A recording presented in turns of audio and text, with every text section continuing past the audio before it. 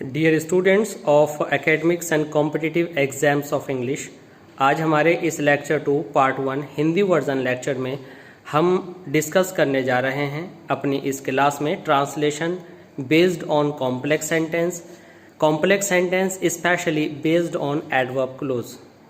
Students, इससे पहले कि हम एडवर्ब क्लोज पर आधारित कंजंक्शंस यूज़ करके अपनी ट्रांसलेशन शुरू करें, पहले जान लेते हैं थोड़ा सा कि ये एडवर्ब क्लोज है क्या।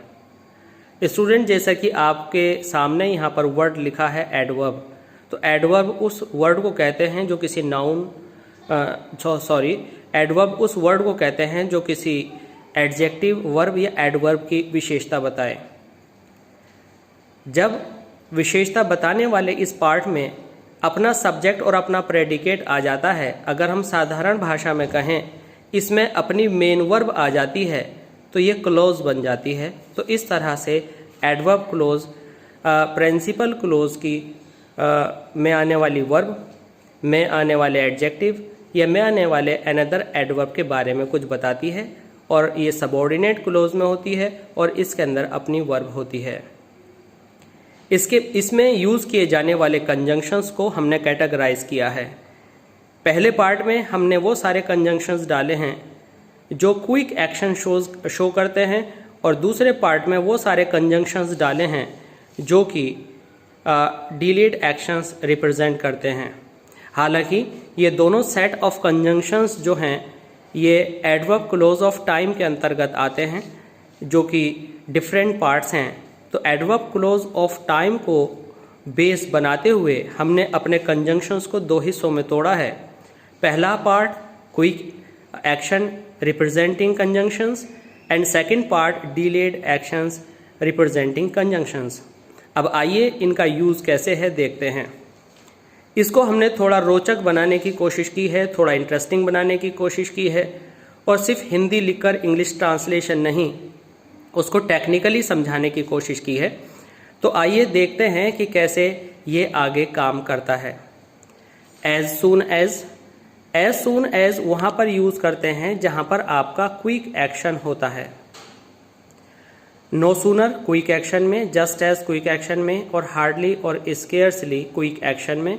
और इनकी हिंदी अगर हम देखें तो जैसे, करते ही, त्यों ही, ठीक उसी समय, होते ही, तुरंत बाद के सेंस में यूज़ होते हैं।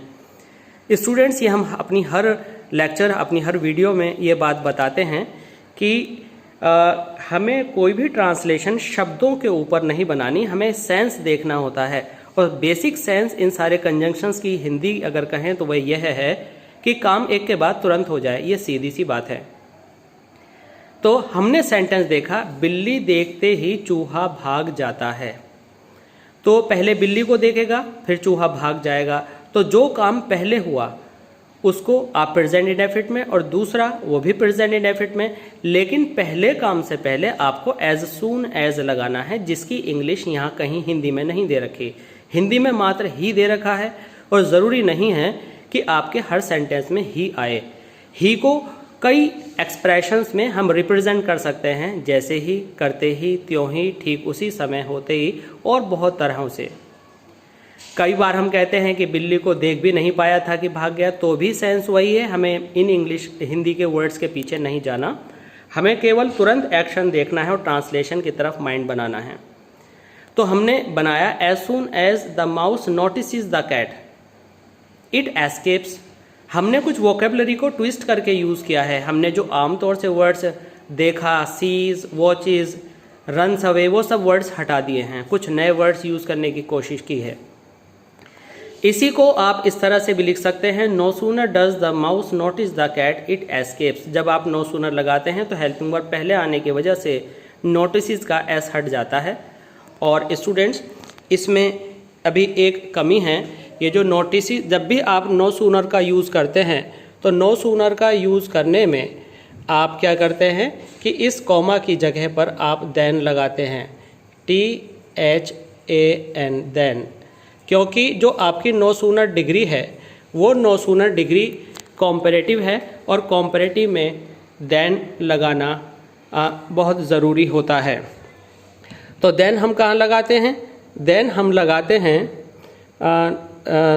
The mouse notices the cat, then it escapes, then it escapes, वह तुरंत भाग जाता है। देन लगाना बहुत ज़रूरी है, बिना देन के आपका सेंटेंस गलत होगा।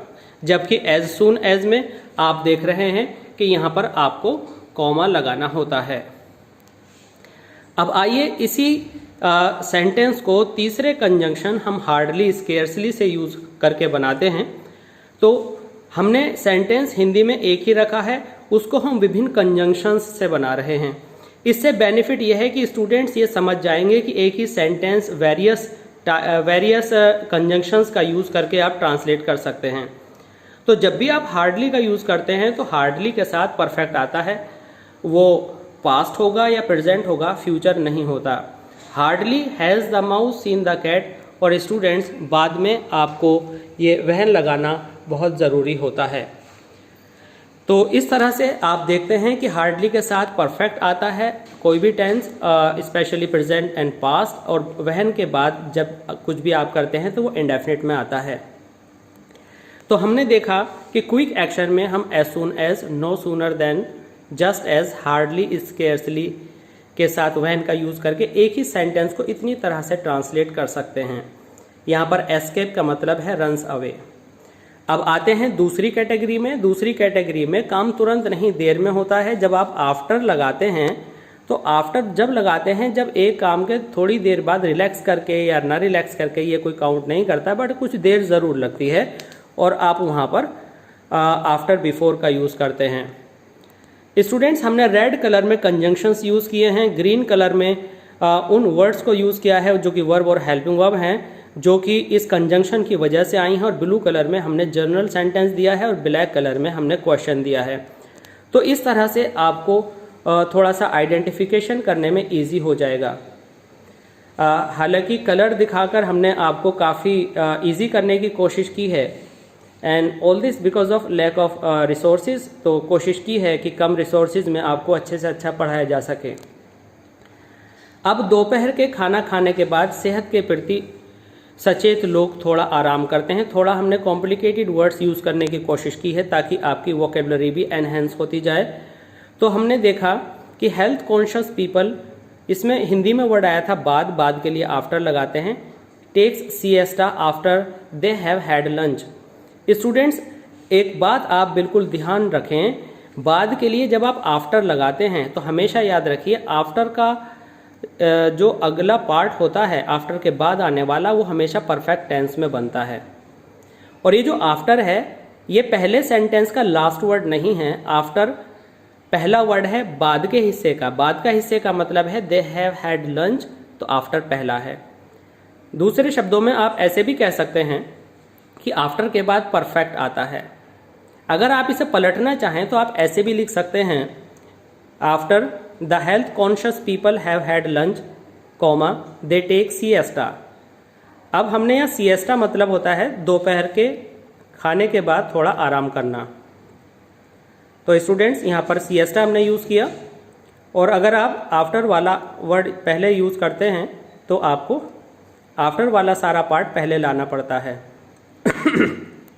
यहाँ पर हमने हैव हैड लिखा। आपको हो सकता है ये बड़ा अजीब सा लगे, क्योंकि आपने या तो अकेला हैव यूज़ किया है या अकेला हैड यूज़ किया है।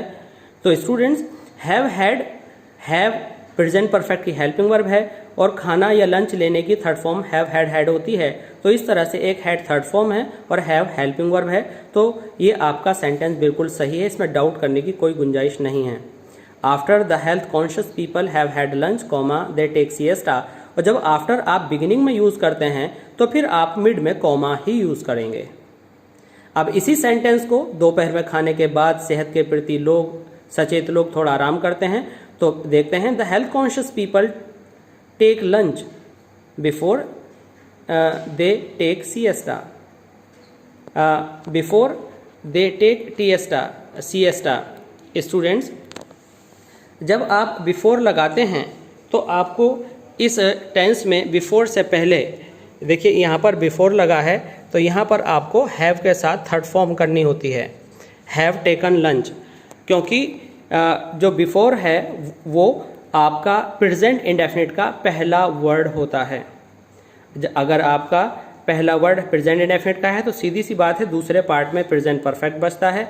और दूसरी तरह से अगर आप देखें तो दोपहर में खाना खाने के बाद सेहत के प्रति सचेत लोग थोड़ा आराम करते हैं। तो सीधी सी बात, एक बात जान लीजिए, पहला काम किया, पहला काम किया खाना खाना। जो काम पहले किया जाता है उसके अंदर परफेक्ट टेंस बनता है, चाहे वो हिंदी में पहले लगा हो चाहे हिंदी में बाद लगा हो, इससे कोई मतलब नहीं है। खाना खाएंगे पहले काम होगा और आराम करेंगे बाद में करेंगे। चाहे आप हिंदी वाला आराम का सेंटेंस पहले लिखें तो भी आराम बाद की चीज़ है, और आप खाना इधर लिखें या उधर लिखें, किधर भी लिखें, खाना पहली चीज़ है। इसलिए खाने वाले पार्ट में आपको हैव प्लस थर्ड फॉर्म करना होता है। तो इस तरह से हमने लिखा the health conscious people have taken lunch before they take siesta. इसके बाद आप करते हैं before the health conscious people take siesta. Okay, अब आपने देखा कि हमने बिफोर वाला पार्ट पहले लिख लिया है, तो सीधी सी बात है कि परफेक्ट वाला पार्ट बाद में जाएगा। तो हमने लिखा दे हैव हैड लंच। आप इसको दे हैव टेकन लंच भी कर सकते हैं, क्योंकि वर्ड्स चेंज होने से कोई फर्क नहीं पड़ता। अब यहाँ पर इम्पोर्टेंट बात यह है, आप ये सोचेंगे कि हमने जब हैव वाला पार्ट लिया तो भी हेल्थ कॉन्शियस पीपल पहले लिखा, जबकि उधर दे लिखा था, ठीक है। और हमने इंडेफिनिट वाला पार्ट लिया तो भी हेल्थ कॉन्शियस पीपल पहले लिखा, दे बाद में किया। तो स्टूडेंट्स, आप पहले परफेक्ट वाला लिखें या इंडेफिनिट वाला लिखें, अगर आपका एक नाउन और एक प्रोनाउन दे रखा है तो हमेशा याद रखिए कि नाउन पहले लिखा जाता है, तो द हेल्थ कॉन्शियस पीपल के लिए आपने दे यूज़ करना है। दे हमेशा बाद वाले पार्ट में ही आएगा। बाद का मतलब है जो फुल स्टॉप के पास लिखा हुआ है। ये ग्रामर का रूल है कि आप कोई सा भी पार्ट पहले ले लें, नाउन पहले पार्ट में ही यूज़ किया जाना है। ये आपकी नॉलेज ऑफ द डे है, ये आज की स्पेशल जानकारी है।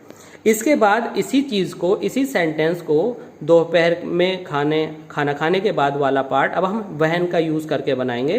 तो हमेशा से याद रखिए व्हेन किधर भी लगाया जा सकता है, प्रेजेंट इंडेफिनिट के साथ भी, पास्ट इंडेफिनिट के साथ भी और परफेक्ट के साथ भी। तो पहले सेंटेंस में हमने बनाया when the health conscious people take siesta they have taken lunch. अब आप क्या करेंगे कि व्हेन को बाद में भी लगा सकते हैं, the health conscious people take rest for a while. यहाँ पर हमने सिएस्टा वाली बात को थोड़ा सा अलग एक्सप्रेशन में लिख दिया है ताकि कुछ चेंजिंग आ जाए। The health conscious people take rest for a while when they have taken meal at noon. यहाँ पर हमने थोड़े वर्ड्स बदल दिए हैं, सेंटेंस वही है। स्टूडेंट्स, स्पेशली आपने यहाँ पर ये चीज़ नोट की कि व्हेन जब बिगिनिंग में आता है तो कॉमा डालते हैं बीच में, और जब व्हेन मिड में आए तो फिर कॉमा नहीं लगता।